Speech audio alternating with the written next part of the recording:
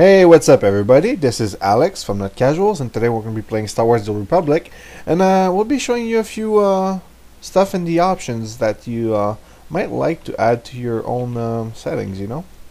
Alright, so the first thing we do, we go in options and we go in preference, and obviously some of this stuff you will probably already have. If not, you can always enable it. So in controls, enable area loot. This is like super important. It's very easy. In my case, I reduced the camera rotation speed to lower because I found it too fast for nothing. And the camera max distance, you can really, I usually set it around 65%. You can set more if you want to be really far behind. It's not really necessary. It might help you in PvE. It's definitely going to help you in PvP. So yeah, use that. In flight text, I didn't change anything. In sound, well, that's up to you. Personally, I don't like very loud sound, so I make it lower. In the chat, filter profanity. That's just me, but I really hate like when thing is censored. It's annoying me. I also like the chat timestamp, like so you know like at what time people said something, for example. Now for the user interface, I disabled the tutorials. You click display player information. What this is gonna do is gonna add like numbers and percentage on your health bars and force bar and stuff, which is pretty nice. Auto skip movies was useful for me when I was racing for level 50. Obviously you want to add more the bottom bars, the right side bars and stuff, everything. So it's pretty useful. Instead of using the lock quick slot over here, just use in the bar itself you have a little lock, so you can just click it and then click it. It's much easier than just always go to the option and click this option. In conversation, very important for me at least, show conversation alignment gain so that you don't make mistakes whenever you're making dark side or light side decision. And I don't have anything for map, tooltip, social center. Alright, for the operation frames, this is like the bars over here that will also be useful in PvP. I definitely recommend making them larger and bigger. I can even maybe add another 5% here.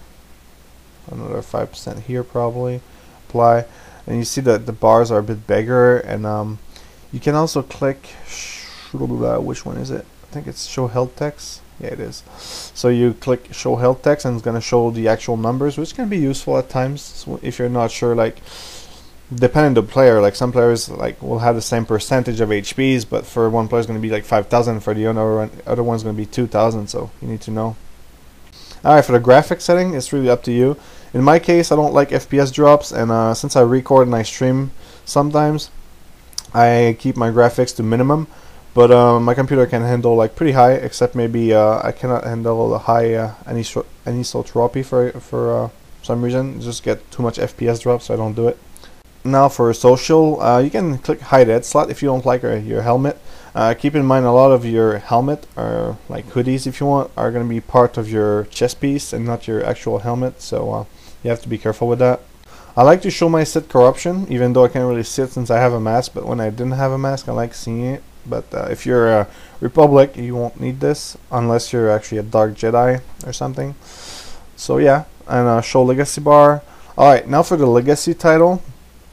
Legacy bar you can actually turn it off, I guess, because it's kind of useless right now. It just shows you like what legacy level you are, which is not implemented yet. For the legacy title, you can always put it as surname. This is what it's going to be. It's going to be like a last name, but I prefer it as a legacy title, which is more like a guild if you want. Like it's going to appear under your name.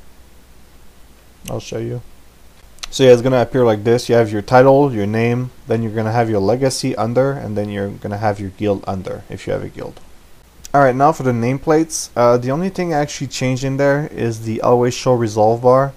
It's basically this little bar that you have above your name, your character face thingy. And this, like for those of you that didn't know, it's really useful, even though it's a bit glitchy. When your resolve bar is full, it means that you cannot be CC'd, you cannot be stunned, you cannot be knocked back or whatever. Like you will not be affected by these stuns and stuff. So it's pretty useful, especially like in Hardball, when like you're about to cross a fire pit, for example, or you're about to score, when like you would like to know if you're about to get stunned or not. So it's pretty cool. And also for enemy players, obviously you don't apply your stun, or you don't try to knock back or knock down or whatever, knock away. an enemy player with his resolve bar that is full, so it's going to be useless, you know. So it's very useful in PvP. So yeah, check it out. Also, I might have missed something. The auto target closest enemy. This can be useful, but maybe more for like melee characters. So if you play like a I don't know, a Marauder or a Sith Juggernaut or something like that, you might want to try the auto target closest enemy, because the tab targeting in this game, personally, I don't like it. It's kind of, I know it's weird. It feels funny. Alright guys, thanks for watching. This was Alex from The Casuals, and I hope you liked this video. If you did, you can leave a comment and subscribe. Also, you can follow us on Facebook and Twitter. The links are in the description box, guys. Thank you.